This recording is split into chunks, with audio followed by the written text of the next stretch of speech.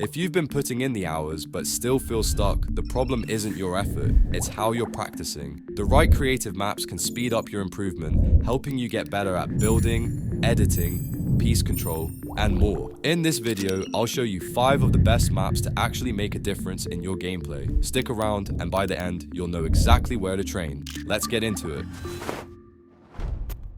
The first map is 1 vs 1 build fights by Raider 464, and it's honestly one of the best ways to start your practice session.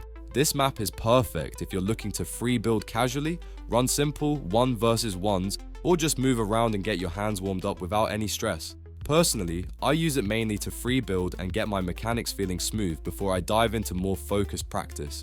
When you're just building naturally without trying too hard, it really helps reset your muscle memory and make everything feel more natural again. Plus, these types of maps usually come with very low input delay compared to bigger maps, so everything feels cleaner, faster, and just easier to warm up properly. It's also nice that you can switch it up. If you want to, you can do a few casual 1 vs 1s with friends, or just keep free building by yourself. Either way, spending even a few minutes on this map can seriously improve the way you start your session. It gets your hands moving, your edits flowing, and it puts you in the right mindset to actually get better when you move on to more serious practice.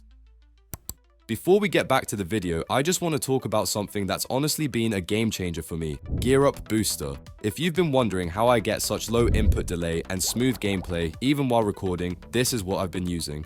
Before Gear Up, my connection felt super inconsistent. Some games were fine, but others had random lag, delayed builds, you know the deal. Let's put it to the test real quick. Here's my ping without Gear Up. Yeah, not looking great.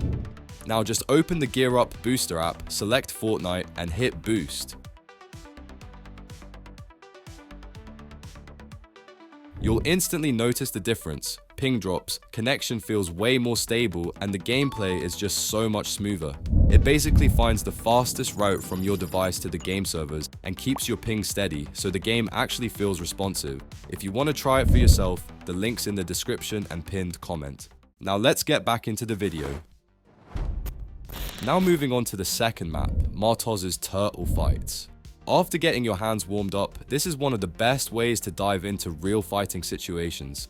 This map is basically one giant box fight where you and a bunch of good players spawn together inside a huge arena, and it gets chaotic really fast. But that's exactly what makes it so valuable. Instead of building high or taking long-range fights, here you're forced into constant close-range battles where your edits, movement, and aim are everything. You'll have players pushing you from all directions, editing into your box, spraying, jumping in. It's non-stop action, and dealing with that pressure is something that a lot of players struggle with, especially when it comes to real matches, late-game scenarios, or stacked endgames. That's why practicing in this map is so important. It trains you to stay calm in messy fights, to not panic when multiple players are around you, and to focus on the small details, like timing your shots properly, countering enemy edits, and repositioning smartly without overcommitting.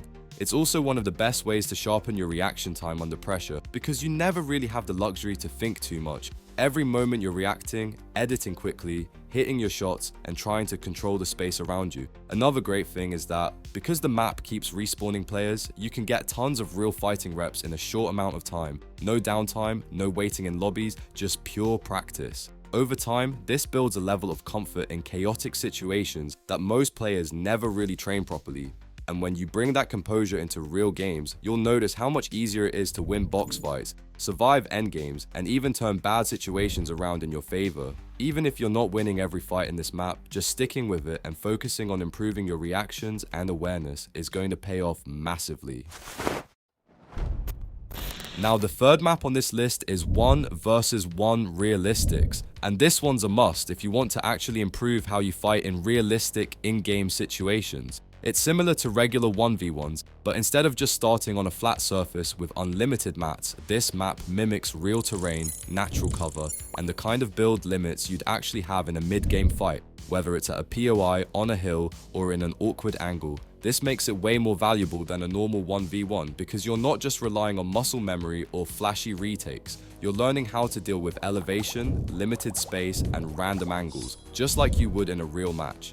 The structure of this map really pushes you to think more while you fight. You're not just trading edits, you're adapting, trying to find better positioning and learning when to pressure or hold back depending on the situation.